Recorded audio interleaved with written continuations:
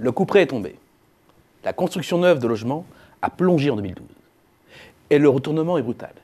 Une chute de 18%, c'est du jamais vu depuis le milieu des années 80. C'est une crise sévère, puisque seuls 346 463 maisons et appartements ont été mis en chantier.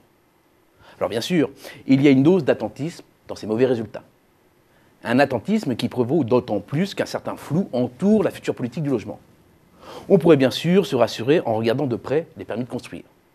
Des permis de construire qui donnent en principe une indication fiable sur l'orientation future de l'activité.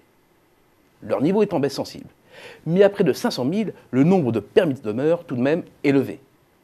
Alors, faut-il analyser la chute des mises en chantier comme un simple trou d'air? Faut-il expliquer leur décalage avec les permis de construire par un phénomène de rétention plus marqué que d'habitude? Et donc comprendre que le potentiel d'activité est là, et que rattrapage oblige, un rebond se profile. Il existe pourtant un autre scénario, celui d'un blocage bien plus sérieux.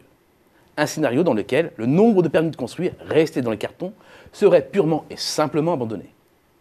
Un indice, les prix. Depuis peu, l'INSEE propose un suivi général des prix des logements neufs. Principal enseignement, les prix se sont retournés depuis le troisième trimestre 2011. Certes, au rythme de modéré de moins 1,8% sur un an seulement. Mais cette inflexion marque un retournement des anticipations des professionnels qui peut être lourd de conséquences.